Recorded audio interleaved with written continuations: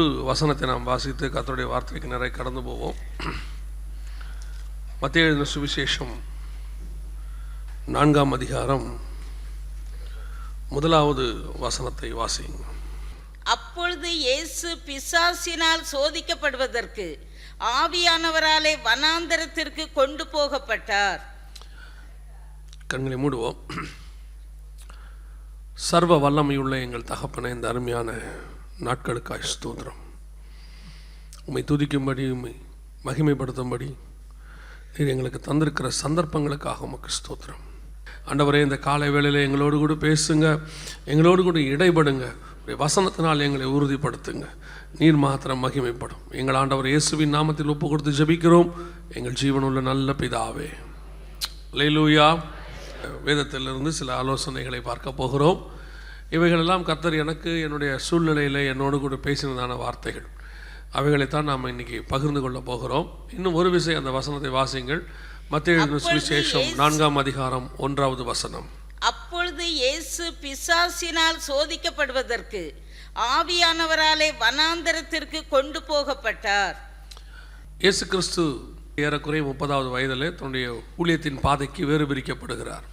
அவருடைய ஆவிக்குரிய வாழ்க்கையினுடைய ஒரு ஆரம்பத்திற்கு வருகிறார்.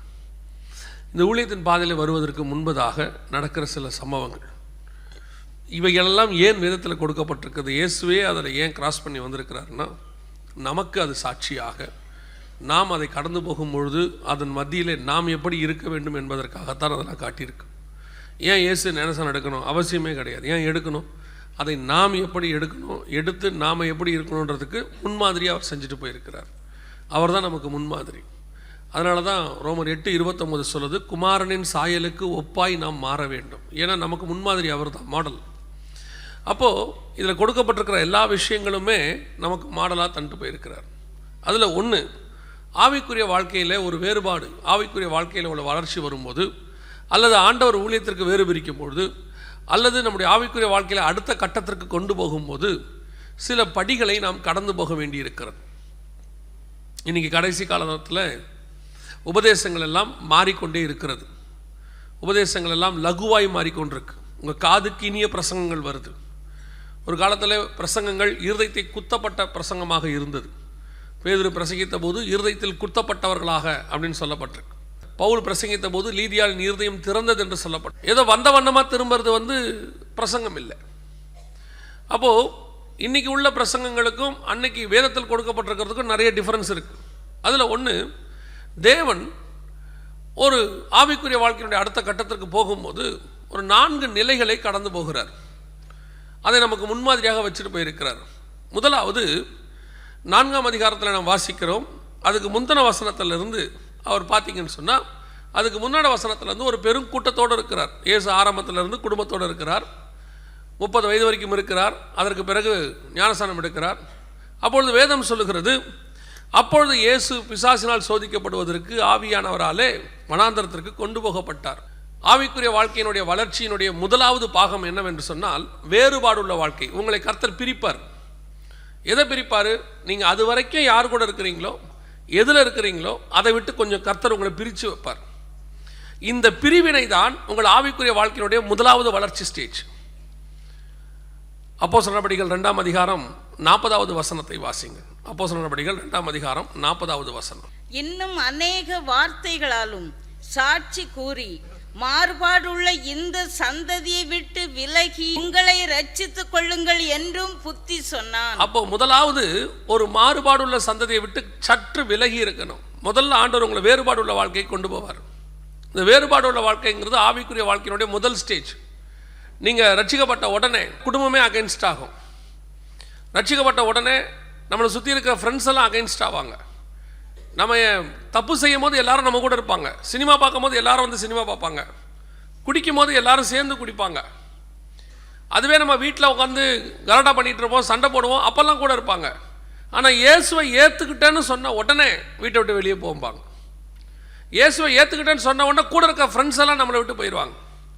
நாம் நினைப்போம், நான் என்ன தப்பு பண்ணேன், இயேசுவை ஏற்றுக்கிட்டேன், எல்லாரும் என்னை விட்டு போயிட்டாங்களே, ஏன் எனக்கு இந்த சோதனை? அது சோதனை அல்ல, திருப்பியும் சொல்லுகிறேன், அது கர்த்தர் கொண்டு போகிற பாதை. கர்த்தர் அப்படிதான் வேறு பிரிப்பார். அந்த வேறு பிரிக்கிற காலம் இருக்கு பாருங்க, அதுதான் கர்த்தர் உங்களோடு கூட இடைபட போகிறதான காலம். அந்த வேறுபாட்டுள்ள தனிமைப்படுத்தப்படும் போது தேவன் உங்களோடு நிறைய காரியங்களை பேசுவார். அந்த தனிமைக்கு நீங்கள் விட்டு கொடுக்கணும்.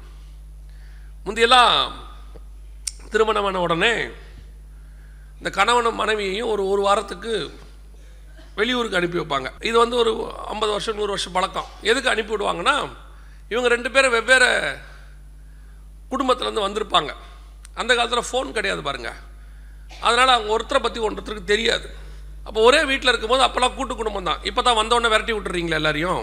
அப்போ இந்த கணவனும் மனைவியும் நம்ம என்ன செய்ய முடியாது, தனியாக பேசி ஒருத்தர் புரிஞ்சுக்க முடியாது. அதனால் என்ன பண்ணுவாங்கன்னா, முதல்ல ஒரு வாரத்துக்கு 3 நாளைக்கு தனியாக அனுப்பிவிடுவான், ஏதாவது ஊருக்கு போயிட்டு வாங்கன்னு. எதுக்குன்னா அவங்க 2 பேரும் அந்த தனியாக இருக்கிற காலத்தில் தான் ஒருத்தர் புரிஞ்சுக்க முடியும், ஒருத்தர் பேச முடியும். ஒருத்தரை பற்றி ஒருத்தர் என்ன பிடிக்கும், என்ன வர, அவருடைய சுபாவம் என்ன, இந்த அம்மா சுபாவம் என்ன, அதெல்லாம் 3 நாளில் கலர் தெரிஞ்சிடும். எதாக இருந்தாலும் அது எல்லா கலருமே 3 நாளில் தெரிஞ்சிடும். அதுக்கு தான் தனியாக அனுப்பி விடுவாங்க. இப்போ என்ன நடக்குதுன்னா, இதுக்கு ஃபோன்லேயே முன்னாடி பேசி முடிச்சிருது எல்லாத்தையும். இப்போது ஃபோன்லேயே பேசி முடிச்சிருது.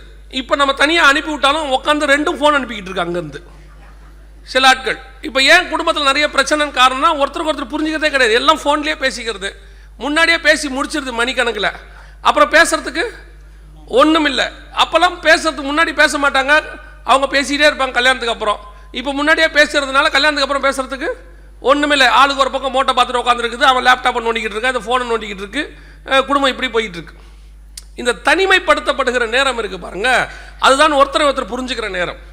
இதைத்தான் ஆண்டவர் செய்கிறார். ரட்சிக்கப்பட்ட உடனே, நாம் தேவனை ஏற்றுக்கொண்ட உடனே ஒரு பிரிவினை வரும்.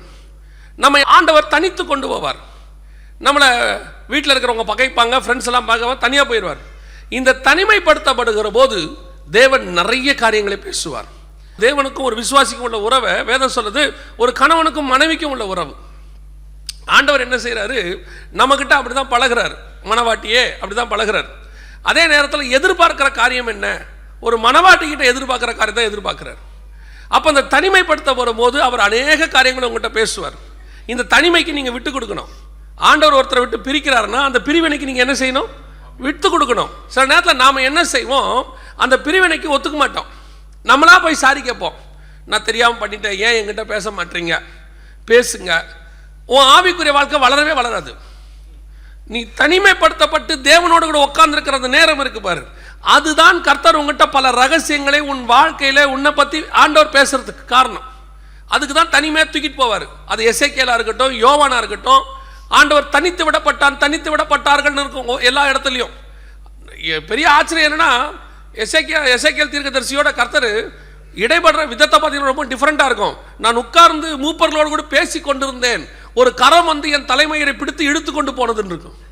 உட்காந்து பேசிக்கிட்டு இருக்கிற நேரத்தில் ஆண்டவர் கூட பேசணும்னு முடிவு பண்ணிட்டாரு, வான் கூட்டு போயிட்டாரு. எப்படி இருக்கு பாருங்க. அப்போ கர்த்தரோடு கூட தனித்திருக்கணுன்ற அந்த சூழ்நிலை தான் உங்கள் வாழ்க்கையில் ஃபர்ஸ்ட் ப்ரிஃபரன்ஸ். அந்த நேரத்தில் நீங்கள் சில காரியங்களை விட்டு கொடுக்கணும். எது, யாரெல்லாம் கர்த்தர் உங்கள்கிட்ட ஒதுக்குறாரோ அந்த ஒதுக்கிறதுக்கு நீங்கள் விட்டு கொடுக்கணும். திருப்பி போய் அவங்ககிட்ட போய் நீங்கள் நான் ஒப்புரவாகக்கூடாதுன்னு சொல்லலை, எதை சொல்ல வரேன், அந்த தனிமைக்கு இடம் கொடுக்கணும். இப்போ ஒரு ராக்கெட் மேலே போகுதுன்னு வச்சுக்கோங்களேன். இந்த ராக்கெட் மேலே போகும்போது அப்படியே அது வந்து ஒரு பெரிய சைஸ் இருக்கும், பல டன் இருக்கும். ஆனால் ஆக்சுவலாக அவங்க எதை லான்ச் பண்ண போகிறாங்கன்னு கேட்டிங்கன்னா ஒரு கூட அளவு தான் இருக்கும், இவ்வளோ பெருசு தான் இருக்கும். அந்த சேட்டலைட் லான்ச் பண்ண போகிறது இவ்வளோ தான் இருக்கும். ஆனால் தூக்கிட்டு போகிற ராக்கெட் பார்த்தீங்கன்னா பெருசாக இருக்கும். ஒரு சர்டன் லிமிட்டுக்கு போன பிறகு அந்த ராக்கெட் பிரிஞ்சு விடும், சில பார்ட்ஸ் விடும், அடுத்து கொஞ்சம் பகுதி தான் போகும். கொஞ்சம் தூரம் போனோன்னா அடுத்த கொஞ்சம் பிரிஞ்சு விடும். அதுக்கப்புறம் பார்த்தா அந்த கூடை தான் போயிட்டு இருக்கோம். இப்போ இந்த கூடை நினைக்கக்கூடாது, என்ன நினைக்கக்கூடாது, என்னை கீழேருந்து இவங்க தான் இவ்வளோ தூரம் தூக்கிட்டு வந்தாங்க, இவங்க என் கூடயே கடைசி வரைக்கும் வரணும், இந்த பிரிஞ்சு விழுந்துச்சுன்னா நான் ஒத்துக்க மாட்டேன், நான் அவங்களோட தான் இருப்பேன்னா ஆண்டவர் சொல்லுவார், அந்த பிரிஞ்சு விழாவிட்டால் நீ அடுத்த ஸ்டேஜுக்கு என்ன செய்ய முடியாது, போக முடியாது. சில பிரிவினைகள் நல்லது. கர்த்தர் சிலரை விட்டு உன்னை பிரிக்கிறார்னா அதுக்கு அனுமதி கொடுங்க, அது ஆண்டவர் அனுமதிக்கிறது. அந்த நேரத்தில் கர்த்தர் பல ரகசியங்களை உங்களோடு பேசுவார், பல காரியங்கள். அந்த இன்னொன்று சொல்கிறேன், இந்த ஆரம்பத்தில் கர்த்தர் பேசுகிற சில இருக்கும், அது உங்களுடைய லைஃபுடைய ஸ்பிரிச்சுவல் பிளானாக இருக்கும். அந்த பிளான் படி தான் லைஃப்பில் அந்த கடைசி வரைக்கும் உங்களுக்கு நடக்கும். அந்த முதல் ப்ளூ பிரிண்ட்டை உங்களுக்கு கொடுப்பார். மோசே கிட்ட கூப்பிட்டுட்டு 3ஆம் அதிகாரத்தில் கூப்பிட்டுட்டு அவங்ககிட்ட மொத்த பிளானையும் பேசிடுவார். உன்னை கொண்டு நான் என்ன செய்ய போகிறேங்கிறத மொத்த பிளானும் பேசிடுவார். அதன் அடிப்படையில் தான் எல்லாமே நடக்கும். அதுலேயும் பெரிய ஆச்சரியம் என்னென்னா 3ஆம் அதிகாரத்தில் ஒரு ரொம்ப அழகாக இருக்கும். அந்த வசனத்தை வாசிச்சோம்னா யாத்ராகமத்தின் புஸ்தகம் 3ஆம் அதிகாரத்தில் 10வது வசனம் வாசிங்க. நீ இஸ்ரவேல் புத்திரராகிய என் ஜனத்தை எகிப்திலிருந்து அழைத்து வரும்படி உன்னை பார்வோனிடத்துக்கு அனுப்புவேன் வா என்றார். கொண்டு போய் சேர்ப்பாங்கிறது அங்கே சொல்லவே இல்லை பாருங்க. அவர் என்ன சொல்றாரு, நான் 2 காரியத்துக்காக இறங்கினேன், நீ எகிப்தியரின் கைக்கு அவர்களை விடுதலை ஆக்குவாய். அவ்வளோதான், நிறுத்திட்டார். அப்பொழுது மோசே அடுத்த வேற காரியத்துக்கு போயிட்டார். அவர் சொல்றாரு 2 காரியத்துக்கு நான் இறங்கினேன், ஒரு காரியத்தை நீ செய்வேங்கிறார். 2வது காரியத்தை பற்றி அங்கே பேசவே இல்லை. அவன் கொண்டு போய் சேர்ப்பான்னு அங்கே சொல்லவே இல்லை பாருங்க. இதுதான் ப்ளூ பிரிண்ட். இந்த ஆரம்பத்தில் கர்த்தர் பேசுகிற ப்ளூ பிரிண்ட்டுங்கிறது இதுதான். சிம்சோன் வாழ்க்கையாக இருக்கட்டும், எல்லார் வாழ்க்கையிலும் இப்படி இருக்கும், ஒரு ப்ளூ பிரிண்ட் இருக்கும். அதை ஃபஸ்ட்டு பேசிடுவார். அது எப்போ பேசுவார்? இந்த தனித்திருக்கிற அனுபவம். எதுக்கு சும்மா கொண்டு போறாரு நினைக்கிறீங்களா? ஆண்டவர் பிரிவினை உண்டாக்குறாரு நினைக்கிறீங்களா? கர்த்தர் எதை செய்தாலும் அதற்கு பின்பதாக ஒரு மாஸ்டர் பிளான் இருக்கும். கர்த்தர் இந்த பிரிவினையை உண்டாக்கி கொண்டு போய் பேசும்போது சில முக்கியமான விஷயங்களை உங்களோட பேசுவார். அதை பேசுறதுக்கு கர்த்தர் இந்த பிரிவினையை உண்டாக்குனா தான் முடியும். எல்லாரோடையும் வச்சுக்கிட்டு உங்களோட பேச முடியாது. அதுதான் கர்த்தருடைய திட்டம். இந்த வேறுபாடு இருக்கு பாருங்க, அது ரொம்ப முக்கியம். உங்களை பிரித்து கொண்டு போய் தனியாக வைக்கிறது, அதுக்கு அனுமதி கொடுங்க. உங்களை விட்டு யாராவது பிரிகிறாங்கன்னா சோத்திரம் பண்ணுங்க. ஐயோ போயிட்டாங்களேன்னு வருத்தப்படாதீங்க. அந்த பிரிவினை நல்லது. நீங்களா பிரியறது இல்லை, நீங்களா அடிச்சு வரட்டப்படாது யாரையும். அதை சொல்லலை, அவங்களே திடீர்னு நம்மளை விட்டு போவான், உனக்கு எனக்கு ஒத்து வராதும்பா. சோத்திரம், கர்த்தர் பிரிக்கிறார்னு அர்த்தம். கர்த்தரா பிரிக்கிறார் அர்த்தம். முதலாவது இந்த வேறுபாடு உள்ள வாழ்க்கை. 2வது வாசிங்க, மத்தேயு 4:1. அப்பொழுது இயேசு பிசாசினால் சோதிக்கப்படுவதற்கு ஆவியானவராலே வனாந்தரத்திற்கு கொண்டு போகப்பட்டார். 2வது, உங்களை ஆண்டவர் வேறுபாடு பண்ணி பிரித்து கொண்டு போறார் பாருங்களேன். கொண்டு போய் உங்களை வைக்கிற இடம் எதுவாக இருக்கும்? நம்ம நினைப்போம் தனியாக கூட்டிகிட்டு போகிறாரே, கூட்டிகிட்டு போயிட்டு நல்ல ஒரு அரண்மனையில் வச்சு ராஜா சாப்பாடு கொடுத்தா நல்லா இருக்குமே. இல்லை, உங்களை எங்கே கொண்டு போய் வைப்பார்னா வனாந்தரத்தில் கொண்டு போய் வைப்பார். இந்த வனாந்தரத்தை பற்றி நமக்கு பிரசங்கம் நிறைய எப்படி பண்ணி நம்மளை பயமுறுத்தி வச்சிருக்கிறாங்கன்னா, வனாந்தரம் என்பது மோசம், வனாந்தரம் என்பது அப்படி, வனாந்தரம் என்பது இப்படி. ஆனால் பைபிளை பொறுத்த வரைக்கும் பரிசுத்தவான்கள் வனாந்தரத்தை கிராஸ் பண்ணாமல் இல்லவே இல்லை. ஆபிரகாமில் இருந்து இயேசு கிறிஸ்து வரைக்கும் வனாந்தரத்தை கிராஸ் பண்ணாத பரிசுத்தவானே கிடையாது. ஆனால் இதுவரைக்கும் எந்த பரிசுத்தவானையும் வனாந்தரம் கொன்றதாக சரித்திரமே கிடையாது. வனாந்தரத்தை கிராஸ் பண்ணி ஆகணும், ஆனா அது உங்களை கொல்லாது. வனாந்தரத்துக்கு போய் தான் ஆகணும். நீங்க வனாந்தரத்தை பார்த்துருக்கிறீங்களா நேரில்? யாராவது நீங்க எல்லாம் வசனத்தில் பார்த்ததோட சரி, அப்படிதானே? ஒரு சிலர் பார்த்துருப்பாங்க. இங்கே சவுதி அரேபியாவுக்கு வேலைக்கு போனவங்களுக்கு தான் தெரியும் வனாந்தரம்னா என்னன்னு. அதான் ஒரிஜினல் வனாந்தரம். இஸ்ரேல் ஜனங்க அந்த பக்கம் கிராஸ் பண்ணதெல்லாம் அந்த பக்கம் தான் பார்டர். ஒரிஜினல் வனாந்தரம். பாலைவனத்தில் இறங்கிட்டீங்கன்னா இந்த பக்கம் 500 கிலோமீட்டர், அந்த பக்கம் 500 கிலோமீட்டர் வெறும் மண்ணு தான் இருக்கும். இப்பயாவது ரோடு போட்டிருக்கான், அப்போ ரோடும் இருக்காது. அப்படியே வனாந்தரம், மண்ணு. ஒரு ஆள் அறவும் இருக்காது, ஒதுங்கிறதுக்கு ஒரு மரம் இருக்காது, எதுவுமே இருக்காது. அப்படிப்பட்ட இடத்துக்கு பேர் தான் வனாந்தரம். நாங்கள் அதை நேராக பார்த்துருக்குறோம். குடிக்க தண்ணி கூட இருக்காது. இப்போ அரசாங்கம் 100 கிலோமீட்டருக்கு ஒன்ஸ் ஒரு தண்ணி குடிக்கிறதுக்கு ஒரு இடம் கொடுத்து வச்சிருக்கிறான். முந்தைய அப்படிலாம் இருக்க வாய்ப்பே கிடையாது. அந்த வனாந்தரத்தில் தான் கொண்டு போய் ஆண்டவர் வைப்பார். சில நேரங்களில் இந்த வேறுபாடு பள்ளி இந்த வனாந்தரத்துக்கு கொண்டு போறாரு. இந்த சூழ்நிலைகள் நம்ம நினைக்கிறோம், ஐயோ இந்த உபத்திரவத்தின் பாதை, பிரச்சனையின் பாதையில் கடந்து போயிட்டு இருக்கிறேனே, எனக்கு ஏன் இந்த பிரச்சனையின் பாதை, உபத்திரவத்தின் பாதை? இயேசுவை ஏற்றுக்கொண்டதுனால எனக்கு ஏன் இந்த பிரச்சனை அப்படின்னா, நல்லா தெரிஞ்சுக்கொள்ளுங்க, அதுதான் சரியான பாதை. இயேசுவை ஏற்றுக்கொண்ட உடனே அடுத்து உங்களை கொண்டு போகிற பாதை ஒரு வனாந்தரத்தின் பாதையாக தான் இருக்கும். எதுக்குன்னு சொன்னா, அந்த வனாந்தரம் தான் உங்களை பல காரியங்களை கற்றுக் கொடுக்கும். உபத்திரவம் தான் உங்களை உருவாக்கும். சங்கீதக்காரன் சொல்றான், வசனம் சொல்லுது, நான் உபத்திரவப்பட்டது நல்லது, அதனால உம்முடைய பிரமாணங்களை கற்றுக்கொண்டேன். இந்த உபத்திரவம் இல்லாம நீங்க எடுத்து பாருங்க, பைபிள்ல உபத்திரவம் இல்லாதவங்க யாரு? உபத்திரவப்படாம யார் மேல வந்துட்டாங்க? ஆண்டவர் வாக்குத்தத்தம் பண்றது ஒன்னா இருக்கும், கொண்டு போற பாத்திரம் வனாந்தரமா இருக்கும். 11 பேர் உன்னை வணங்குவான், அப்பா அம்மா உன்னை வணங்குவாங்கன்றது யோசேப்புக்கு சொப்பனம். அது அடுத்து நடக்கிறது என்ன? தூக்கி வனாந்தரத்தில் போட்டான், குழியில தூக்கி போட்டு இஸ்மவேலர் கையில் வித்து போட்டான். சொல்றது ஒன்று, நடக்கிறது ஒன்று. நடுவில் உன்னை உயர்த்துவதற்கான நடுவில் இருக்கிற பாதை தான் இந்த வனாந்தரம். வனாந்தரத்தின் பாதையை நீ கடந்து போகும்போது தான் நீ வரப்போகிற ஆசீர்வாதத்தில் எப்படி இருக்கணுங்கிறத சொல்லிக் கொடுப்பாரு. இந்த வனாந்தரத்தின் பாதை தான் உன்னை சொல்லிக் கொடுக்கிற பகுதி. எல்லா பரிசுத்தவான்களும் இதை கிராஸ் பண்ணி இருக்கிறாங்க. கிராஸ் பண்ணி வந்த பரிசுத்தவான்கள் எல்லாம் முடிவு பரியந்தம் தங்கள் ஓட்டத்தை ஓடி முடிப்பாங்க. வனாந்தரத்தை கிராஸ் பண்ண பரிசுத்தவான்கள் எல்லாம். இந்த வனாந்தரத்தை கிராஸ் பண்ணாம ஒரு குரூப் வரும், திடீர்னு படிச்சு முடிச்சுட்டு ஊழியத்துக்கு வந்துடும், இல்லைன்னா படிச்சு முடிச்சுட்டு அது அப்படியே மேலே வந்துடும். இவனுக்கு வனாந்தரம்னா என்னன்னு தெரியாது. அதான் சொல்லுவேன், டிஜிஎஸ் அங்கிளுடைய ஆரம்பம் வனாந்தரத்தின் பாதை, தற்கொலைக்கு நேராக போனார். அவருடைய பிரசங்கத்தில் பார்த்தீங்கன்னா அந்த டெப்த் இருக்கும், அவர் கண்களில் உண்மையிலே கண்ணீர் வரும். காரணம் என்னன்னா, அவர் அந்த பாதையை கடந்து போனார். அதுக்கு பின்னாடி வந்தவங்க அந்த பாதையை கடந்து போகல. அவரை மாதிரியே மாடுலேஷன் பண்ணி பேசலாம், ஆனால் அவராக மாற முடியாது. அதே மாதிரி தான் ஒவ்வொருத்தருக்கும். இப்போ இந்த இடத்துல 70 வயசுல உட்கார்ந்துருக்கிறார் பாஸ்டர். எத்தனை உபத்திரவத்தின் பாதை இருக்குன்னு நினைக்கிறீங்க? ஒரு தடவை டாட்சன் கார் வாங்கின போது எல்லாரும் பேசினாங்களாம், பாஸ்டர் காரில் போறாருன்னு. ஆனால் உண்மை என்னன்னா, இதே கோடம்பாக்கத்தில் சைக்கிள் தான் அவர் தான் பண்ணார். இதே கோடம்பாக்கத்தில் பசியோடு அவர் தான் நடந்திருக்கிறார். இதே கோடம்பாக்கத்தில் வனாந்தரத்தின் பாதையில் கடந்து போனதும் அவர் தான். அதற்கு ஆசீர்வாதமாகத்தான் கர்த்தர் அதை கொடுத்தார். இன்னைக்கு உலகம் எதை பார்க்குது? ஆசீர்வாதத்தை தான் பார்க்குது, கடந்து வந்த பாதையை பார்க்கல. ஏன் அப்படிப்பட்ட பாதைகளிலும் அவர்களால் அமைதியாக இருக்க முடிகிறது? ஏன் இப்படிப்பட்ட பாதைகளிலும் இவ்வளோ உயர்வுக்கு மத்தியிலையும் தலைக்கு மேல பெருமை ஏறாம நான் யார் தெரியுமா, எங்க அப்பா யார் தெரியுமான்னு சொல்லாம இருக்க முடியும் தெரியுமா? காரணம், கடந்து வந்த வனாந்தரத்தின் பாதை. அந்த பாதை உருவாக்குகிறது, அதுதான் உங்களை ஸ்திரப்படுத்தும். அந்த பாதையில வரும்போது தான் நீங்க உங்களை உருவாக்கி கொள்ள முடியும். அந்த வனாந்தரத்தின் பாதையில வந்ததுனால தான் யோசேப்பு ராஜாவா உட்கார்ந்துருக்கிறான், பிரதம மந்திரியா உட்கார்ந்துருக்கிறான். இப்போ அவன் நினைச்சா பழி வாங்க முடியும். 11 பேர் உட்கார்ந்துருக்கிறாங்க, ஆனால் அவனால் பழி வாங்க முடியல. ஏன் தெரியுமா? அந்த வனாந்தரத்தின் பாதை அவனுக்கு ஒன்று கற்றுக் கொடுத்திருக்குது. நான் பட்ட உபத்திரவம், அந்த வேதனை, இதுக்கெல்லாம் இவங்க காரணம் அல்ல, என் உயர்வுக்கு அவர்களை ஒரு காரணமாக அவன் பார்த்தான். இந்த வனாந்தரத்துக்கு என்ன அனுப்பி வச்சிங்களே, அதனால நான் இவ்வளவு தூரம் வந்திருக்கிறேன். அந்த பாதையில் வர்றவனுக்கு தாங்க அந்த பக்குவம் இருக்கும். அந்த உபத்திரவத்தின் பாதையை கிராஸ் பண்றவனுக்கு தான் அந்த பக்குவம் இருக்கும். அதெல்லாம் கிராஸ் பண்ணாம திடீர்னு பணக்காரன் ஆயிட்டோம், திடீர்னு பேர் புகழ் வந்துருச்சு. அதான் நான் சொல்லுவேன், சாரா நவரோஜி அம்மா 40 வால்யூம் போட்டாங்க, ஃபாதர் பெர்க்மேன்ஸ் 40 வால்யூம் போடுறாரு, இன்னும் போட்டுக்கிட்டே இருக்கிறாரு. காரணம் என்ன தெரியுமா? அவர்கள் கடந்து வந்த பாதை வனாந்தரத்தின் பாதை, அவர்கள் பட்ட பாடுகள் அப்படி. அதனாலே அவர்கள் என்ன செய்கிறார்கள்? தாழ்மையோடு கூட இருக்கிறார்கள். இப்ப வரவெல்லாம் 4 வால்யூம் தான், 4 வால்யூம் தான். ஆடுற ஆட்டம் என்ன, குதிக்கிற குதி என்ன, கத்துற கத்து என்ன, 5வது வால்யூம் வரமாட்டேங்குது.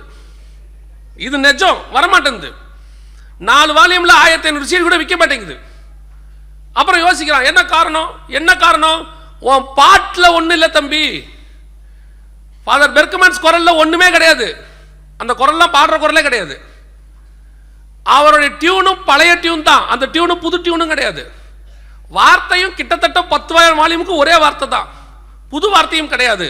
ஆனால் அதில் ஒன்று இருக்கிறது, கர்த்தருடைய அபிஷேகம் அதில் தங்கி இருக்கிறது.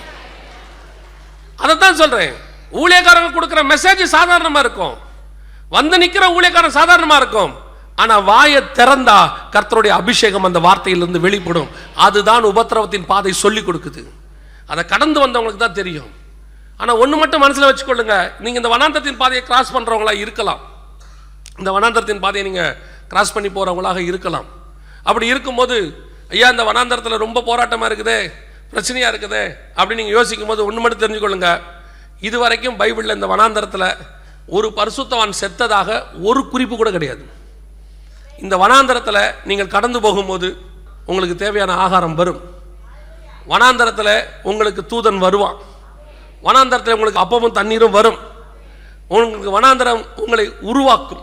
இன்னும் பெரிய விஷயம், பைபிளில் பார்த்தா இஸ்மவேல்னு ஒரு துஷ்ட மனுஷன் இருக்கிறான், 16ஆம் அதிகாரத்தில் இருக்கிறான் ஆதியாகமத்தில். அவன் ஒரு துஷ்ட மனுஷன், பைபிள் சொல்லுது துஷ்ட மனுஷன். அவன் ஒரு தடவை வனாந்தரத்தில் இருக்கிறான். வனாந்தரத்தில் இருக்கும்போது தண்ணி இல்லாமல் சாகிற நிலைமைக்கு போயிட்டான். அவங்க அம்மா சொல்கிறாங்க, பிள்ளை சாகிறதை நான் பார்க்க மாட்டேன்னு. கொஞ்சம் யோசிச்சு பாருங்க, அவனே துஷ்ட மனுஷன். கர்த்தர் நினச்சிருந்தா என்ன பண்ணியிருக்கலாம்? தண்ணி கொடுக்காம விட்டாலே தானா செத்து போயிருப்பான். ஆனால் வனாந்தரத்தில் ஒரு துன்மார்க்கன் சாகிறதை கூட கர்த்தர் விரும்பல, அவனுக்கே தண்ணியை உண்டாக்கி காப்பாற்றுவாரானால் உன்னுடைய வனாந்தரத்தின் பாதை ஒரு நாளும் உன்னை சாகடிக்காது. நிச்சயமாய் அவைகளுக்கு மத்தியிலே கர்த்தர் உன்னை உருவாக்கி கொண்டு வருவார். வனாந்தரத்தின் பாதை ஒரு நாள் உன்னை சாகடிக்காது. உன் உபத்திரவம், உன் பிரச்சனை நீ கடந்து வர பாதையா இருக்கும். இப்போ ஒருவேளை நீங்க கடந்து போய்கிட்டு இருப்பீங்க. அந்த சூழ்நிலைகளில நீங்க நினைப்பீங்க, ஏன் இயேசுவை ஏற்றுக்கொண்டான இந்த பிரச்சனை, ஏன் இயேசுவை ஏற்றுக்கொண்ட இந்த போராட்டம், அதுதான் உண்மையிலே ஆண்டவர் நடத்துற பாதை. நிறைய பேர் நினைச்சுக்கிட்டு இருக்கிறாங்க. இப்ப நிறைய பேர் பிரசங்கம், இயேசுவை ஏற்றுக்கொண்ட உடனே உனக்கு வீடு கொடுப்பார், காரு கொடுப்பார். நான் சொல்றேன், கொடுப்பார், கொடுக்காமலாம் போக மாட்டார். ஆனால் அதற்கு ஒரு பாதை இருக்கிறது. அந்த பாதையின் வழியாய் கடந்து வரும்போது கர்த்தர் அதை உனக்கு கட்டளையிடுவார். அதுதான் உண்மை. அதாவது இந்த ஆசீர்வாதத்தை சுதந்திரிக்கிறதுக்கு முன்னாடி அதுக்கு நம்ம தகுதிப்படுத்துறார் ஆண்டவர். தகுதிப்படுத்தி தான் கொடுக்கிறார். சும்மா கொடுக்கறதுக்கு ஆண்டவர் ஒன்று விளையாட்டு இல்லை. இப்பெல்லாம் என்ன பிரசங்கம், ஆண்டவர் ஆசீர்வதிப்பார் ஆசீர்வதிப்பார். நான் சொல்றேன், ஒவ்வொரு ஆசீர்வாதத்துக்கு பின்னாடியும் ஒரு கட்டளை உண்டு. அந்த கட்டளையை நீங்கள் கை கொண்டால் கர்த்தர் ஆசீர்வதிப்பார். அந்த கட்டளையை கை கொள்ற விதம் இருக்கே, அதுதான் வனாந்தரத்தின் பாதை. நானே உன் பரிகாரியாகிய கர்த்தர் அப்படின்னு கர்த்தர் சொல்றாரு. இந்த பரிகாரியாகிய கர்த்தருங்கிறத நீங்க ருசிக்கணும்னா முதல்ல அப்ப நீங்க என்ன ஆகணும்? பரிகாரினா என்ன? முதல்ல வியாதிகளை சுகமாக்குற கர்த்தர். நானே உன் வியாதிகளை சுகமாக்குற கர்த்தர் அப்படின்னா முதல்ல நீங்க என்ன பாதையில கடந்து போயிருக்கணும்? உங்களுக்கு முதல்ல வியாதினா என்னன்னு தெரியணுமே. அப்பத்தானே வியாதி அவர் எப்படி சுகமாக்குறாருன்னு தெரியும். இல்ல பசினா என்னன்னே தெரியாம ஆண்டவர் உங்களுக்கு என் பசிக்கு ஆகாரத்தை கொடுத்தாருன்னா பசினா முதல்ல உனக்கு என்னன்னு தெரியணுமே. நான் சொல்றேன், உங்களுடைய பிள்ளைகளை எல்லாம் நீங்க கொண்டு வரீங்க, நீங்க உபத்திரவத்தின் பாதையை கிராஸ் பண்ணி ஆசீர்வதிக்கப்பட்டிருப்பீங்க. இப்போ உங்க பிள்ளைகள் அந்த 2வது ஜெனரேஷன் வருவாங்க. ஆனா இவங்களுக்கு அந்த வனாந்தரம்னா என்னன்னு தெரியாது. அவங்க கடந்து வந்த பாதை, நீங்க கடந்து வந்த பாதை தெரியாது, நீங்க பட்ட உபத்திரவம் தெரியாது. இப்போ அவங்கள பொறுத்த வரைக்கும் நம்ம அப்பா நம்ம அம்மா நல்லா சம்பாதிக்கிறாங்க, நல்லா இருக்கிறாங்க, கேட்ட காசை கொடுக்குறாங்க, எல்லாம் கொடுக்குறாங்க, உண்மைதான். ஆனா நம்ம ஆண்டவர் ஒன்று மட்டும் சொல்றாரு, நீ வனாந்தரத்தில் பட்டவைகளை ஒரு புத்தகத்தில் எழுதி உன் பிள்ளைகள் காதுபட வாசிங்கிறார். யோசுவா சண்டை போடும்போது சொல்றாரு, அதை ஒரு புத்தகத்தில் எழுதி யோசுவா காதுபட வாசி. எதுக்கு வாசிக்கணும்? நீ பட்ட வனாந்தரத்தின் பாதையில உன் பிள்ளையும் போகணுங்கிறது அவசியம் இல்லை. ஆனா நீ என்ன கஷ்டப்பட்டங்கிறது உன் பிள்ளைக்கு தெரியணும். இந்த இடத்துக்கு உங்க பிள்ளையை நீங்க கொண்டு வரதுக்கு நீங்க எவ்வளவு பாடுபட்டிருக்கிறீங்கன்றது உன் பிள்ளைக்கு தெரியணும். உன் வனாந்தரத்தின் வாழ்க்கை தான் உன் பிள்ளையினுடைய அஸ்திவாரம்ங்கிறது அவனுக்கு தெரியணும். இன்னைக்கு நிறைய பிள்ளைக்கு அது தெரியறது கிடையாது. டாடி 500 ரூபீஸ் கொடுங்க, டாடி 300 ரூபீஸ் கொடுங்க. நீங்க யாராவது மரத்துல இருந்து பறிச்சு கொண்டு காசு கொடுத்துருக்கீங்களா? அத்தனை பேருமே வேலை செஞ்சு தானே கொடுக்குறீங்க, அத்தனை பேருமே கஷ்டப்பட்டு தானே கொடுக்குறீங்க. அந்த 300 ரூபாய்க்கு நீங்க எவ்வளவு கஷ்டப்பட்டு இருப்பீங்க?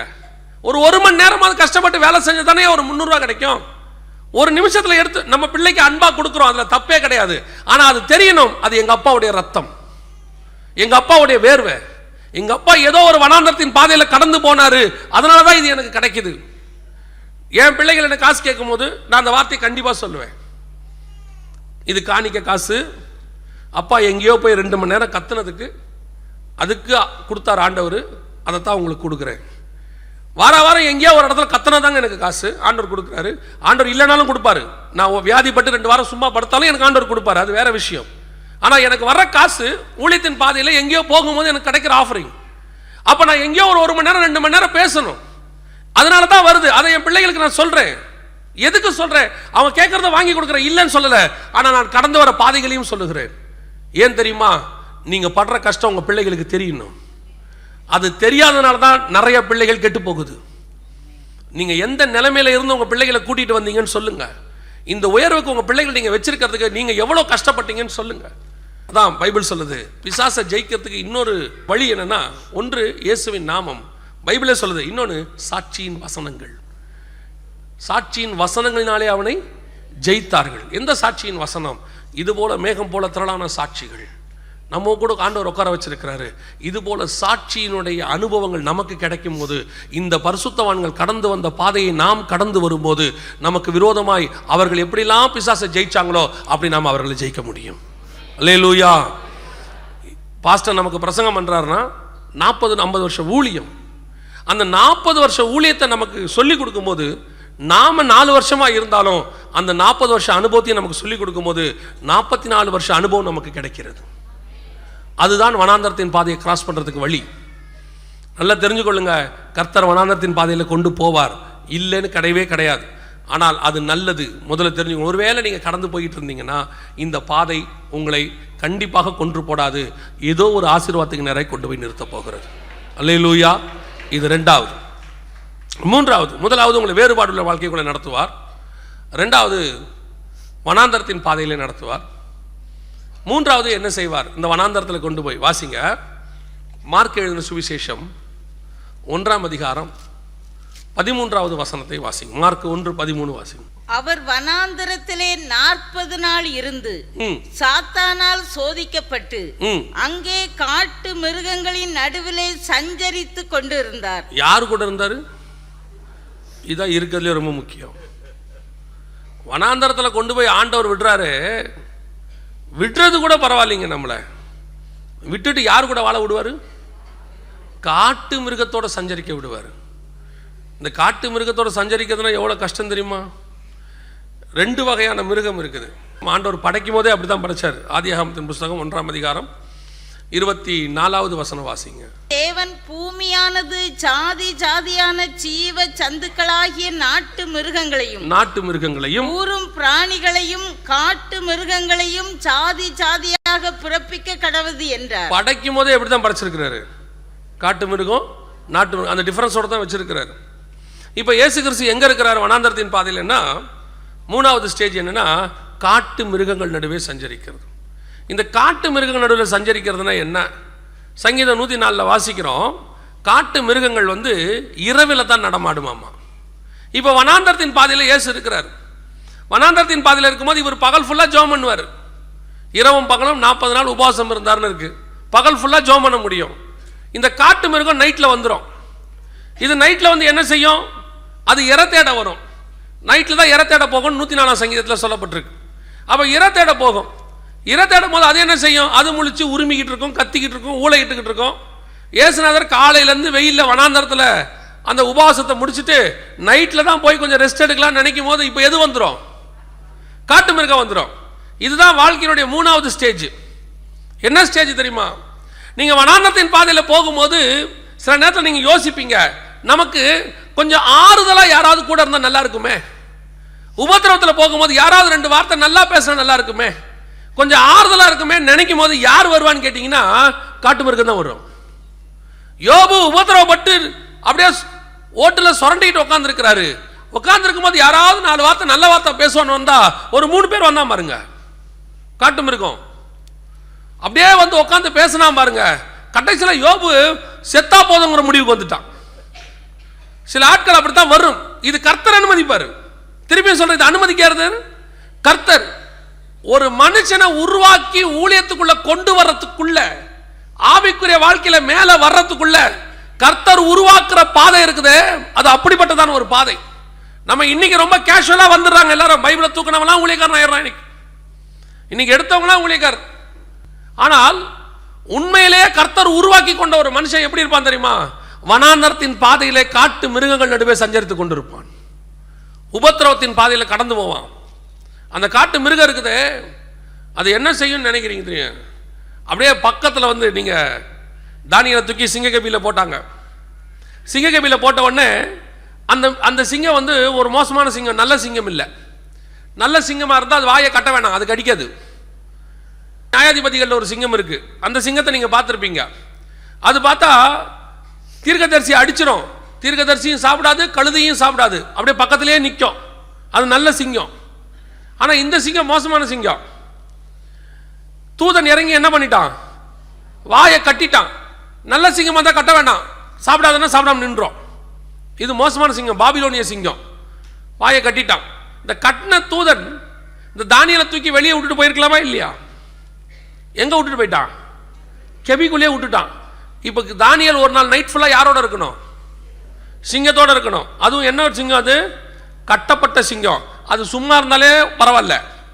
இப்போ யோசிச்சு பாருங்க, நல்ல சாப்பாடு ஒன்று எதிரில் இருக்கு, வாயையும் கட்டியாச்சு. இப்போ அது எப்படி இருக்கும்? முன்னாடி இருந்ததை விட இன்னும் கோபமாக இருக்கும், உரிமிக்கிட்டு இருக்கும். அது என்ன செய்யும்? நீ மாத்திரம் என்னை வாயை அவுத்து விடுங்க பாரு, நீ என்ன ஆகுறேன்னு பாரு. நைட் ஃபுல்லாக எப்படி உட்காந்துருப்பார் தானியல், யோசித்து பாருங்க. கொஞ்சம் ஒரு நானும் தான் என்ன கட்டிப்பேன், தூதனை கட்டின வாய் தான் கட்டினேன், என்ன தூக்கி வெளியே விட்டு போயிரு, நான் மேலே உட்காந்துக்கிறேன். ஆண்டவர் விட மாட்டார், கீழே தான் நீ இருக்கணும். நீ காட்டு மிருகத்தோடு தான் இருக்கணும். ஏன் ஆண்டவரே? இந்த காட்டு மிருகங்களுக்கு நடுவில் சஞ்சரிச்சாதான்ப்பா நீ நாட்டு மிருகங்கள் நடுவில் சஞ்சரிக்க முடியும். நீ 40 நாள் காட்டு மிருகத்தோடு சஞ்சரிக்கிறியே, ஆனால் ஒன்னே ஒன்று பெரிய ஆசீர்வாதம், அந்த காட்டு மிருகம் உங்களை கொன்று போடாது. இன்னொரு பெரிய விஷயம், உங்க மேலே கை கூட போடாது. உங்களை கீறது புறான்றது எல்லாமே நாட்டு மிருகம்தான். தெரியுமா உங்களுக்கு? நம்மளை வெளியே இருக்கிறவங்க கூட மதிப்பான். தெரியுமா உங்களுக்கு? இமிகிரேஷனுக்கு போகும்போது நம்ம ஊழியக்காரங்கன்னா ஒரு பெரிய மரியாதை கொடுப்பாங்க. நைட்டில் போலீஸ்காரங்க நிற்கிறாங்க, ஊழியக்காரங்கன்னா ஒரு பெரிய மரியாதை கொடுப்பாங்க. ஒரு நான் பிலீவர் யாரோ ஒருத்தர் நம்ம கையில் பைபிளோட பார்த்தோன்னே சோத்திர ஃபாதர்மா. இது காட்டு மிருகம். சில நேரத்தில் கத்தும், ஆனால் ஒன்றும் பண்ணாது. கத்திட்டு போயிடும். அது ஒன்றும் பண்ணாது, அதால் ஒன்றும் பண்ணவும் முடியாது. கத்தர் வாய் கட்டி வச்சிருக்கிறாரு. ஆனால் சில நாட்டு மிருகம் இருக்கு பாருங்க, அது கூடவே இருக்கும். யாருன்னு தெரியுதா உங்களுக்கு? நம்ம தான், விசுவாசி தான். இது கூடவே இருக்கும். அதுக்கு மடியில் வந்து விளையாடும் கொஞ்ச நேரம், பூனைக்குட்டி ஏறும் இறங்கும், திடீர்னு புறாண்டிடும். இந்த நாயை நம்பி பழகிட்டே இருப்போம், திடீர்னு கடிச்சு விட்டுரும். நம்ம நினைப்போம் இதுக்கு அந்த சிங்கம் எவ்வளோ பரவாயில்ல. இந்த காட்டு மிருகத்தோட எதுக்கு உங்களை பழக்க வைக்கிறார் தெரியுமா? நீ அந்த 40 நாள் காட்டு மிருகத்தோட சஞ்சரிச்சிட்டுனா அடுத்த 3 வருஷம் நீ நாட்டு மிருகத்தோட வாழ வேண்டி இருக்கிறது. இந்த நாட்டு மிருகங்களை சந்திப்பதற்கு இந்த காட்டு மிருகம் தான் உனக்கு பிராக்டிஸ். ஆண்டவர் அந்த பிராக்டிஸ்க்கு அதுக்கு தான் நடத்துறாரு. சில நேரங்களில் ஏன் அந்த உபத்திரவத்தின் பாதை சில காட்டு மிருகத்தை கத்தர் விட்டு வைப்பார். மாமியாருக்கு மருமகளை விட்டு வைப்பார், மருமகளுக்கு மாமியாரை விட்டு வைப்பார். நீங்கள் நினைப்பீங்க கரெக்டாக ஜபத்துக்கு போயிட்டு வீட்டுக்கு போவீங்க, போகும்போது சோத்திரம் பண்ணிட்டே போவீங்க, ஆண்டவரே இன்னிலேருந்து நான் என் மாமியார்கிட்ட சண்டை போடவே கூடாது அப்படின்னு முடிவு பண்ணிட்டு போவீங்க. பார்த்தா முதல்ல அவங்க தான் நிற்பாங்க வாசல்ல. எங்கே போயிட்டு வர? இது சொல்லும் சர்ச்சுக்கு. சாப்பாடு செஞ்சு வச்சுட்டு போகிறதானே? இது சொல்லும் சோத்திர ஆண்டவரே நான் சண்டை போடக்கூடாது ஆண்டவரே. அதுவா திருப்பி வாயை பிடுங்குவாங்க, உடனே சண்டை ஆரம்பிச்சிடும். அப்புறம் நீங்கள் சொல்வீங்க நான் இப்போ தான் ஜோம் பண்ணிட்டு வந்தேன், சண்டை போடக்கூடாது. பிசாசு மாதிரி என் மாமியார் நிற்கிது. பிசாசு இல்லை, கர்த்தரே அனுமதிக்கிறார். கர்த்தர் அனுமதிக்கிறார். நீ எதை அதே மாதிரி தான் மாமியாருக்கு மாமியார் வந்து இங்கே டிசைட் பண்ணும், இனிமேட்டு மருமகிட்ட சண்டையே போடக்கூடாது. அவள் என்ன பேசினாலும் காது மூடிக்கிட்டு உட்காந்துருக்கும். இனிமேட்டு நீங்கள் போகும்போதே அது முதல்ல வார்த்தை, இந்த கேள்வி எங்கே போயிட்டு வருதுங்க, சுருன்னு ஏறும். யாரை பார்த்து கேள்வி என்ன அப்படின்னு அடுத்த பிரச்சனை ஆரம்பித்து சண்டை வந்துடும். அப்புறம் நீங்கள் யோசிப்பீங்க நான் இப்போ தானே ஜெபம் பண்ணிட்டு வந்தேன், ஏன் இது பிசாசு மாதிரி நிற்கிது? நான் சொல்கிறேன் மருமகளும் பிசாசு இல்லை, மாமியாரும் பிசாசும் இல்லை. சில நேரத்தில் இந்த நாட்டு மிருகத்தை கத்தர் உனக்கு அனுமதிச்சிருக்கிறார். ஏன்? இந்த நாட்டு மிருகத்தோடு நீ சஞ்சரித்தாதான் உனக்குள்ளே இருக்கிறது கோபம் மூர்க்கம் எல்லாம் போகும். இது உன்னை அடக்கும். நாம் முழுவதுமாக சாவடிக்கிற வரைக்கும் அது கூட தான் நிற்கும், அது சாகாது. நாம் கடைசியில் செத்துடணும். கோவப்படக்கூடாது, எதுவும் ஆகக்கூடாது, அப்படியே ஜடம் மாதிரி உட்காந்துருக்கணும். இப்படி அதுவா கடைசியில் போயிடும். சே இந்த இடத்துக்கு என்ன பேசணும் இருந்தாலும் அமைதியாகவே இருக்கானே அப்படின்னா நாம் செத்துட்டோன்னு அர்த்தம். அதுக்கப்புறம் தானாக போயிடும். சில நேரங்கள் ஆண்டவர் அதுக்கு தான் நம்மளை உருவாக்குறதுக்கு அதை வச்சிருப்பாரு. நம்ம கேட்குறோம்ல, ஏன் ஆண்டவரை என் வாழ்க்கையில் அதை அனுமதிக்கிறீங்க, ஏன் இவனை அனுமதிக்கிறீங்க, ஏன் அந்த அனுமதிக்கிறீங்க? ஆண்டவர் பதிலே சொல்ல மாட்டார். காரணம் என்ன தெரியுமா? இவனை எல்லாம் அனுமதிக்கிறதுக்கு காரணம் நம்மளை உருவாக்குறதுக்கு. நாம பரலோகத்துக்கு போகணும்னா இந்த நாட்டு மிருகம் தேவை, வேற வழி இல்லை. இதுகள் அங்கத்தான் இருக்கும். ஆனா ஒண்ணு மட்டும் நல்லா தெரிஞ்சுக்கொள்ளுங்க, கடைசி வரைக்கும் அது மிருகமாகத்தான் இருக்கும். உங்களையும் என்னையும் தான் கர்த்தர் உயர்த்துவார். தேவ பிள்ளைகளுக்கு ஊழியக்காரனுக்கு விரோதமாக பேசி உயர்த்தப்பட்டதாக வேதாகமத்தில் ஒரு சரித்திரம் கூட கிடையாது. அது சீமேயாக இருக்கட்டும், அது கோராகின் புத்திரராக இருக்கட்டும், அது ஆரோனும் மிரியாமாக இருக்கட்டும், இஸ்ரவேல் ஜனங்களாக இருக்கட்டும், தேவ பிள்ளைகளுக்கு விரோதமாக பேசி அவர்கள் வாழ்வடைந்ததாக சரித்திரமே கிடையாது, இன்ன வரைக்கும் கிடையாது. அதுக்கு தான் சொல்லுவேன், உங்களை தேவன் இந்த மாதிரி பாதையில் கடத்தி கொண்டு போறாரா, காட்டு மிருகங்களுக்கு நடுவில் சஞ்சரிக்க வைக்கிறாரா, அமைதியா இருங்க, ஒண்ணுமே பேசாதீங்க, பொறுமையா இருங்க. ஒரு நாள் வரும், கர்த்தர் உங்களை உயர்த்துகிற காலம் ஒன்று வரும். அது வரைக்கும் நீங்க ஒண்ணுமே பேசாதீங்க. ஏன்னா மிருகத்துக்கிட்ட பேசினா புரியாது. அதுகிட்ட பேசி என்ன பண்ண முடியாது, புரிய வைக்க முடியாது. நம்மளை பத்தி சொன்னாலும் உடனே கேட்கும், நீங்க பதில் சொல்லுங்க, நீங்க பதில் சொல்லுங்க. நான் சில வருஷங்களுக்கு முன்பாக ஒரு பாதையில கடந்து போனேன், வனாந்தரத்தின் பாதையில். ஆண்டவர் காட்டு மிருகங்கள் நடுவில் தான் விட்டாரு. அவன் அதது பொறாண்டுது, அதது கத்துது, அதது உருமுது. அதுகளுக்கு தெரியவும் தெரியாது என்னன்னு, உருமுது. அதுல ஒருத்தர் பதில் சொல்லுங்க பதில் சொல்லுங்க. சரி அப்படின்னு சொல்லிட்டு ஒரு நல்ல என்னுடைய வாழ்க்கையில் என்னை ரொம்ப நேசிக்கிற ஒரு நண்பர் அவர் சொன்னார், அண்ணே உங்ககிட்ட எல்லா ப்ரூஃபும் இருக்குது, நீங்கள் அந்த டேட்டில் எங்கே இருந்தீங்க எதுக்குன்னு எல்லா ப்ரூஃபும் இருக்குது, நீங்கள் ஒரு வாட்ஸ்அப்பில் பேசுங்க, நீங்கள் பேசி என்ன செய்யுங்க எங்களுக்கு கொடுங்க, நாங்கள் அதை வாட்ஸ்அப்பில் போடுறோம், அதோட விசா கிசா எல்லா டீட்டெயில்ஸும் இருக்குது, ப்ரூஃப் கொடுங்க அப்படின்னாரு. சரின்னு சொல்லிட்டு மே மாதம் 18ஆம் தேதி எல்லாம் நல்லா ஞாபகம் இருக்காது, எல்லாம் பேசி ரெடி பண்ணி எல்லாம் ரெடி பண்ணியாச்சு. ஒரு வக்கீல் ஒரு போலீஸ் அவங்களும் இதை நம்ம கேஸாக கொண்டு போவோம் அப்படி எல்லாம் முடிவு பண்ணிட்டாங்க. இத்தனைக்கும் ஒரு பைசா செலவில்லை, அவங்களே வந்து பண்ணுறதுக்கு முடிவு பண்ணிட்டாங்க, எல்லாம் ரெடி பண்ணியாச்சு. என் நண்பரும் சொன்னார் பேசி கொடு நம்ம இதை ஒரு வழி பண்ணிடலாம் அப்படின்னு. சரின்ட்டு மறுநாள் காலையில் அந்த வாட்ஸ்அப்பை கொடுக்கணும். முந்தின நாள் நைட்டு ஜெபம் பண்ணுறேன் ஆண்டவர்கிட்ட, ஆண்டவரே இதை நீங்கள் தான் பொறுப்பெடுத்து கொள்ளணும், இதை நீங்கள் தான் பார்த்துக்கணும், எனக்கு ஒன்றும் தெரியாது, நான் பேசி மட்டும் கொடுக்குறேன்னு. ஆண்டவர் சொன்னார், நீ பேசுறியா நான் பேசட்டா, நீ பேசுறியா நான் பேசட்டா, நீ அமைதியாக இரு, நானே உனக்காக பேசுகிறேன்னாரு. கர்த்தர் எனக்காக பேசிக்கொண்டே இருக்கிறார் இன்னைய வரைக்கும். அதனுடைய ஒரு அடையாளம் தான் கர்த்தர் என்னை இங்கே நிற்க வைத்திருக்கிறார். நான் சொல்கிறேன், யார் உங்களை பற்றி என்ன சொன்னாலும் ஒரு நாளும் கவலைப்படாதிருங்கள், அதெல்லாம் காட்டு மிருகத்தினுடைய சத்தம், அது கத்திக்கிட்டே தான் இருக்கும். கர்த்தர் உங்களை உயர்த்துகிற காலம் ஒன்று வரும். அவைகளுக்கு மத்தியிலே கர்த்தர் உங்களை உயர்த்தி கொண்டு போய் வச்சிருப்பாரு. அது வனாந்திரத்தில் தான் கடைசி வரைக்கும் இருக்கும். உன்னை கர்த்தர் மீண்டும் நாட்டுக்கு கொண்டு வந்து விடுவார். அது ஒரு டெம்பரவரி பீரியடுங்க. காட்டு மிருகத்தின் நடுவில் சஞ்சரிக்கிறது ஒரு டெம்பரவரி பீரியட். அது அப்படித்தான் சஞ்சரிச்சு தான் ஆகணும். நீ அதோட வாழ்ந்து பழக்கப்பட்டுனா அதுக்கப்புறம் நாட்டு மிருகம் எது வந்தாலும் நீ கவலைப்பட வேண்டிய அவசியம் இருக்காது.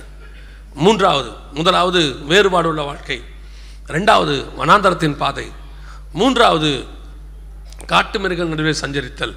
நானும் ஒரே ஒரு ஸ்டேஜ் இருக்கு, வாசிங்க மத்தேயு சுவிசேஷம் 4ஆம் அதிகாரம் 1ஆம் வசனத்தை திருப்பி வாசிங்க. மத்தேயு 4. அப்பொழுது இயேசு பிசாசினால் சோதிக்கப்படுவதற்கு ஆவியானவராலே வனாந்தரத்திற்கு கொண்டு போகப்பட்டார். கடைசியா யார் வருவா?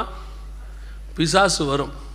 இப்போ ஒரு பிரச்சனையில் உங்களை சோதிக்கிறதுக்கு பிசாசு வருதுன்னு வச்சுக்கோங்களேன். பிரச்சனை பெருசா சின்னதா? சும்மா சொல்லுங்க.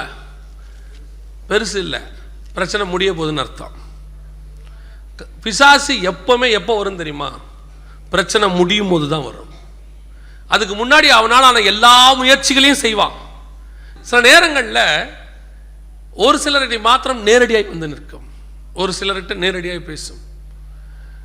பொதுவாக மற்றவங்க கிட்டலாம் அவரோட தூதர்களையே அனுப்பணும்னு வச்சுக்கோங்களேன். ஒரு சிலர்கிட்ட நேரடியாக வரும். இயேசுகிட்ட நேரடியாக வந்திருக்குது. அப்புறம் யோசுவாங்கிறதான ஒரு ஆசாரியன்கிட்ட வந்து நிற்கிது. இப்படி நிறையா இடத்துல பைபிளில் இருக்குது. கடைசியாக தான் பிசாசு வரும். அதை மாத்திரம் தெரிஞ்சுக்கொள்ளுங்க. பிசாசு எப்போ வரும்? கடைசியாக வரும். பிசாசிகளுக்கு இப்போ பிசாசுனாலே ஒரு பயம் வந்துருக்குது. ஐயோ பிசாசு வருது, பிசாசு வருதான். நல்லா தெரிஞ்சுக்கொள்ளுங்க. அவனே வரான்னு அர்த்தம்னா அவனுடைய காலம் முடிவடைய போகுதுன்னு அர்த்தம். அவன் வீழ்ந்த போறான்னு அர்த்தம். உங்களுக்கு எதிராக பிசாசுடைய போராட்டங்கள் வரும்போது நீங்கள் ஒன்றை நினைக்கணும், என்னுடைய போராட்டம் முடிவுக்கு வரப்போகிறது. ஒருவேளை நீங்கள் இந்த 3 பாதையில் கடந்து போயிருக்கலாம். உபத்திரவத்தின் பாதை, வேறுபாடுள்ள வாழ்க்கை, அல்லது காட்டு மிருகங்கள் நடுவே சஞ்சரிக்கிறது, இதில் நீங்கள் கடந்து போயிருக்கலாம். கடைசியாக இப்போ நீங்கள் பிசாசினுடைய சோதனைக்குள்ள இருக்கலாம். ஒரு தடவை ஒரு ஊழியத்துக்கு என்ன முதல்ல கூட்டிகிட்டு போகிறாங்க. கூட்டிகிட்டு போகும்போது லேப்டாப் வச்சு ப்ரொஜெக்ட் பண்ணுறதுக்காக எல்லாம் ரெடி பண்ணிவிட்டு மெசேஜ் ஆரம்பிக்கும் போது அது ஒரு ஊழியக்காரர்கள் கூடுகை, ஒரு 50 ஊழியக்காரங்க இருக்காங்க. ஆரம்பிக்க போகிறேன், ஆரம்பித்து ஒரு 5 நிமிஷம் தான் இருக்கும். ஒரு பாஸ்டர் எழுப்பினார், மெசேஜை நிறுத்துப்பா அப்படின்னாரு. நான் கேட்டேன் ஏன் அப்படின்னு. அவர் சொன்னார், நீ தப்பாக பிரசங்கம் பண்ணுற அப்படின்னாரு. நான் சொன்னேன், என்ன தப்போ பிரசங்கம் முடிஞ்ச பிறகு பேசிக்கலாம், பிரசங்கத்தை முதல்ல முடிச்சிடுறேன். இல்லை நீ பிரசங்கமே பண்ணக்கூடாது, நிறுத்தினார். நான் கேட்டேன் என்ன தப்புன்னு சொல்கிறீங்க? இல்லை 7 மலை உள்ள நகரம்னு சொல்கிறியே, அது ரோம் நகரம்னு சொல்கிறியே. ஆமாம் பைபிள் அப்படி தான் போட்டிருக்கு. அது ரோம்லாம் கிடையாது, திருப்பதினார். ஏங்க வம்புக்கு இழுக்கிறீங்க? பைபிளில் எப்படிங்க திருப்பதி வரும்? இது ரோம் நகரத்தை பற்றி சொல்லியிருக்குது அப்படின்னா இல்லவே இல்லை, அது திருப்பதி தான். இப்படி பிரசங்கத்தை நிறுத்தியா இல்லையான்னு ஒரே சண்டை போட்டு கடைசியாக பேசிகிட்டே இருக்கும்போது மைக்கை கையிலேருந்து பிடிங்கிட்டார். நான் எல்லாத்தையும் மூடி எடுத்துக்கிட்டு வந்துட்டேன். வரும்போது லிட்ரலாக என் காதில் சவுண்டு கேட்டுச்சு. லிட்ரலாக என் காதில் உன் ஆளை வச்சே உன் ஊழியத்தை முடிச்சுட்டேன், இனி நீ என்ன பண்ண போற? அப்படியே சொல்லுச்சு, உன் ஆளை வச்சே உன் ஊழியத்தை முடிச்சிட்டேன், இனிமேட்டு நீ என்ன பண்ணுவ?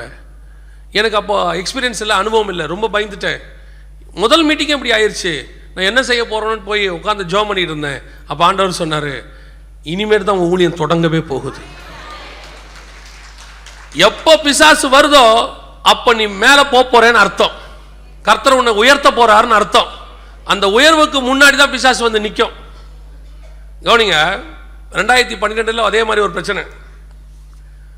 ஒரு மெசேஜை பார்த்துட்டு ஃபோனில் அவன் திட்டுறான், ஊரை ஏமாத்துறீங்க, இயேசுநாதர் பேரை சொல்லி அப்படி பண்ணுறீங்க இப்படி பண்ணுறீங்க திட்டுறான். அப்போல்லாம் எனக்கு கூட யாரும் கிடையாது, நான் மட்டும்தான்.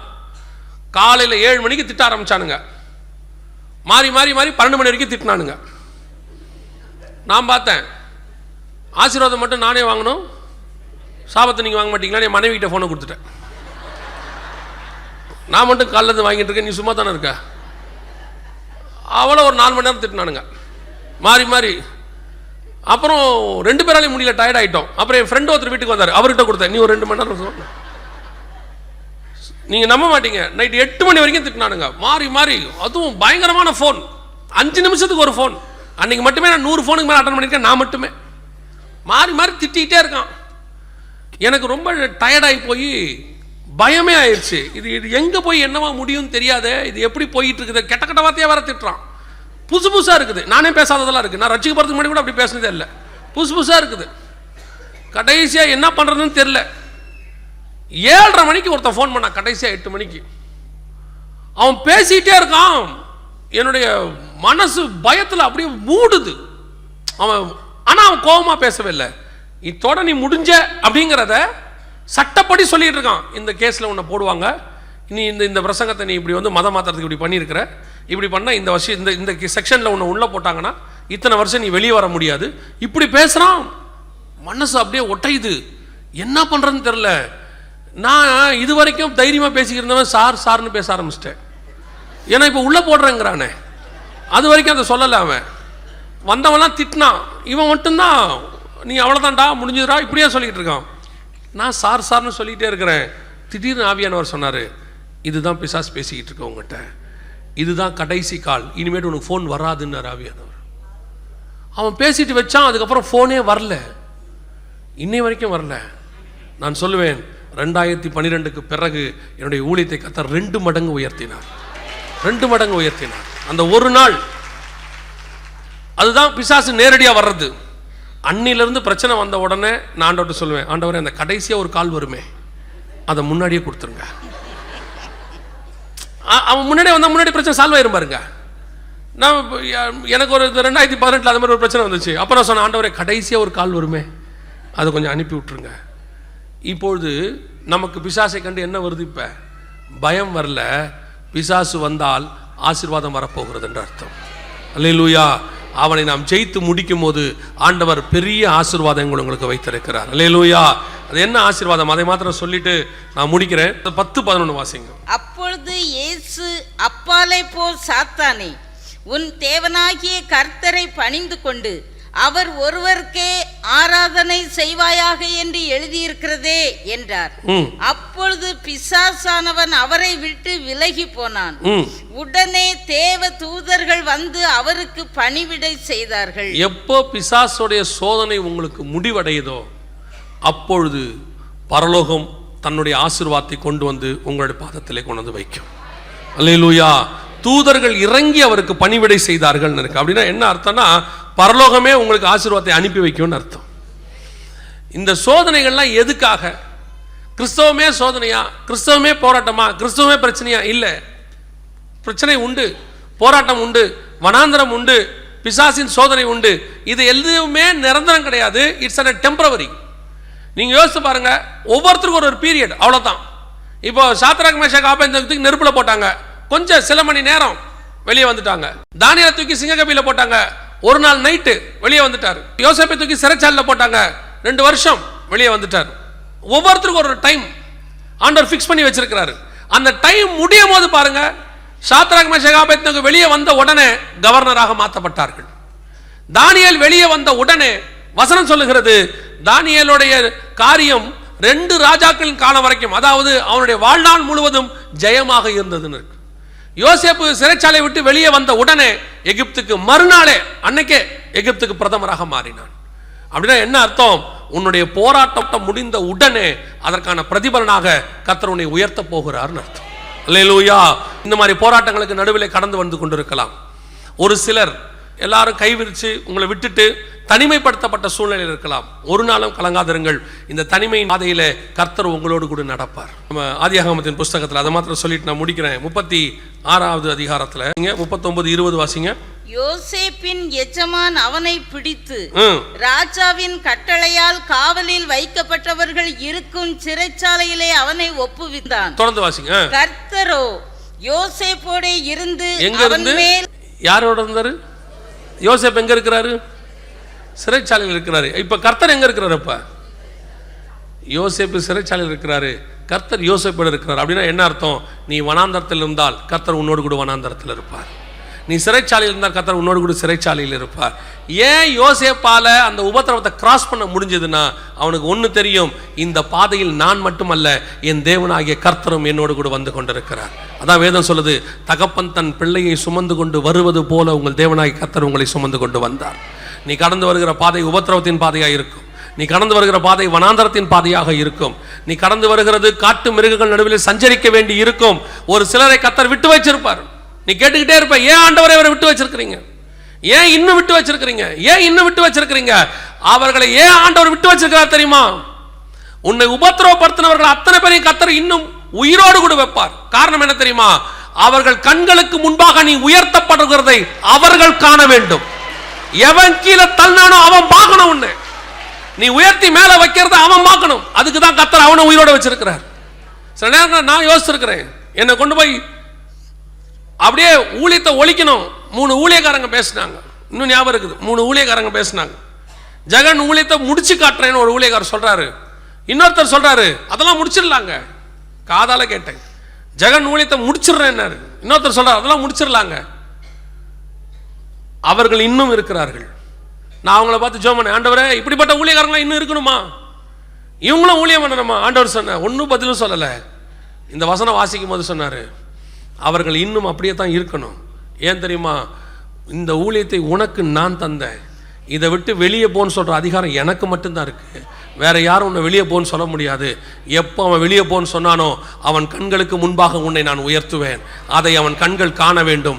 அது வரைக்கும் அவன் உயிரோடு தான் இருக்க வேண்டும். உன் சத்துருக்களை கர்த்தர் உயிரோடு கூட வைப்பார். எதுக்கு தெரியுமா? நீ உயர்த்தப்படுவதை பார்ப்பதற்கு. சில காட்டு மிருகங்களை உயிரோடு கூட வைப்பார், நீ உயர்த்தப்படுவதை பார்ப்பதற்கு. இவனை எடுங்க அவனை எடுங்கலாம் ஜெபம் பண்ணாத. அவன் கண்களுக்கு முன்பாக உன்னை உயர்த்தும்படி ஜெபம் பண்ணு. கர்த்தர் உன்னை உயர்த்துவதை அவர்கள் காண்பார்கள். ஒரு நாள் வரும், தேவ தூதர்கள் உனக்கு பணிவிடை செய்கிறதை அவர்கள் காண்பார்கள். தேவன் உன்னை உயர்த்துகிறதை அவர்கள் கண்கள் காணும். எந்த தானியேலை தூக்கி உள்ள போட்டாங்களோ அந்த தானியேல் வெளியே வர்றத உள்ள போட்டவன் பார்த்தான். எந்த சாத்ராக் மேஷாக் ஆபேத்நேகோவை உள்ள தூக்கி நேபுகாத்நேச்சார் போட்டானோ அதே நேபுகாத்நேச்சார் அவர்களுக்கு முன்பாக பணிந்து கொண்டான். கர்த்தர் அதை செய்வார்.